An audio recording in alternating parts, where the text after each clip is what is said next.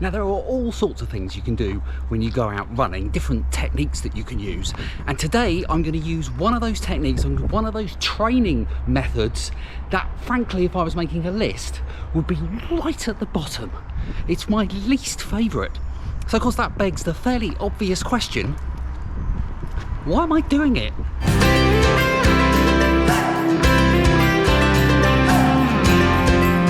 So what is this thing then that is bottom of my favourite things to do running list? Doesn't roll off the tongue, does it? Well, it's elevations. It's running kind of up things. And when I watch other YouTubers, running YouTubers and runners on social media who know a good deal more about this running malarkey than I ever will, they quite often talk about elevation, don't they? They say, oh, a good elevation today, that's good. So I thought I need to do some more of that. I have done it a little bit in the past and I can't say that I've massively enjoyed it. So I need to kind of re-educate myself, I feel. Now I live right on the coast. There aren't exactly a lot in the way of hills around here, but it's not completely flat either. I mean, there are some cliffs. So what I could do, of course, there's a lot of elevation at a cliff. I could run off the cliff, but I think I might get a headache. And also the elevation coming back up might be difficult, might need some crampons. What on earth am I talking about? There are, of course, joking apart, there are, of course, various ways that I could go where there are some elevations. And in fact, if I asked people said to me, do you do any elevations on your running? The answer would be, of course, I'd say, no, I find nice, straight, flat routes. But of course, that's not true, is it? Everywhere we go, there's going to be kind of ups and downs. And if I think about it, actually set my mind to it, there's lots of elevations in the runs that I do on a regular basis. But what I don't do, of course, is to do some real full-on flat running up hills, which a lot of you have said to me in the comments is something that's really good to do. So that's what I'm going to do today. That's what I'm going to do. Now, when I've done it in the past, I have found a zigzag path near me, and I've kind of run up and down that zigzag path, and that's the bit that I didn't really enjoy that much. And I'm wondering whether it's because of the zigs / zags, whichever it is, because you've got to kind of slow down a bit as you get round and negotiate the zig / zag. So I thought maybe that could be something that was kind of breaking up my momentum. Maybe that could be it.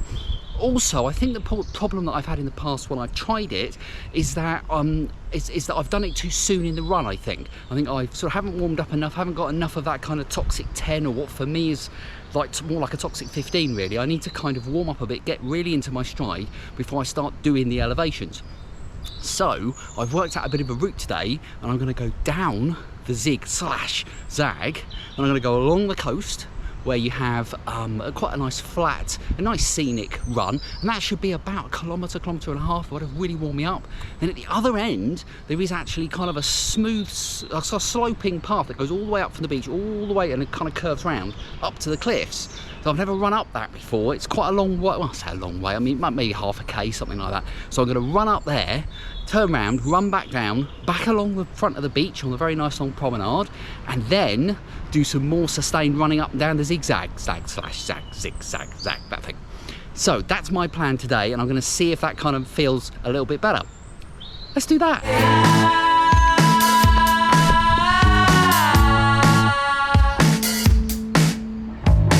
There we go. Elevation run complete. Now I know some people like to look at times, so I'm going to put those up on the screen.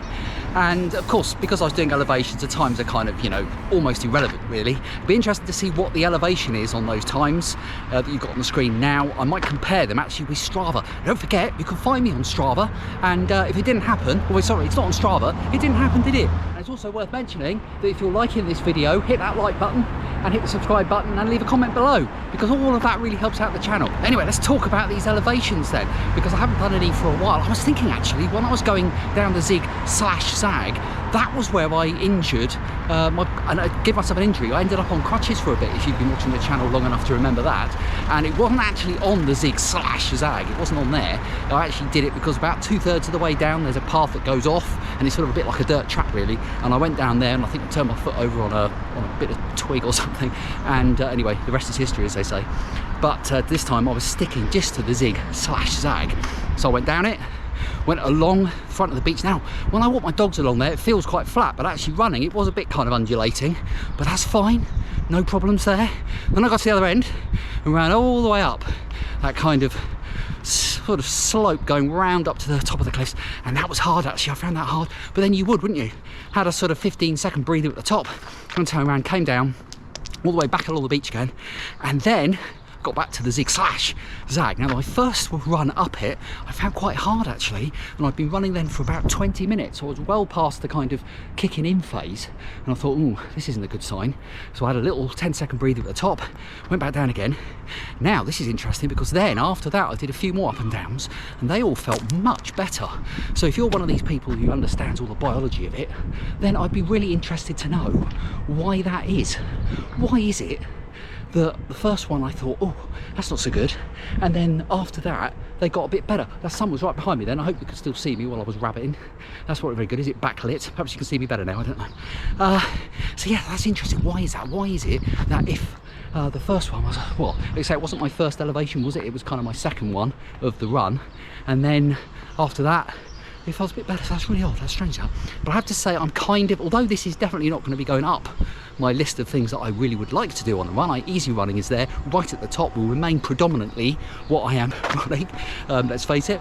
But intervals probably next, and then maybe this after that. Yeah, it was okay. I think it went about as well as I could expect. In fact, I actually think I really enjoyed that. I was a little bit concerned today because I did something really stupid a couple of days ago. You know me, I do stupid things. The other morning I went to I was about to get out of bed. It was quite early. I was going to get out of bed, and I heard one of my dogs downstairs, and she was sort of starting to create. She was making a bit of sound, and I thought, oh, that's like a frantic sound. If you're a dog owner, you'll know what I'm talking about. It's the, I really need to go outside and go to the toilet now, not in 10 minutes, like right now. So I went to get up, and as I got up, I got terrible cramp in my left calf muscle, and I do suffer from cramp very occasionally, and not for weeks actually, and it was really, really painful actually, and so painful that, well, because what your body does, sends blood down to where you've hurt yourself. And of course I did feel giddy then, but I still had to get up because otherwise there was going to be a little brown emergency downstairs for me to attend to. I didn't fancy that, so I sort of went down the stairs, luckily didn't fall down, managed to open the door to let the dog out, and then collapsed into a chair and stuck my head between my legs. And I did think to myself, it was a little bit twingy after that for the day, and I was going to go out that day for a run, decided not to, and I left it another day, and so this is the 3 days later. And actually I didn't even think about it when I went out for the run. It felt really good to go out and didn't bother me at all, so that's a really good thing.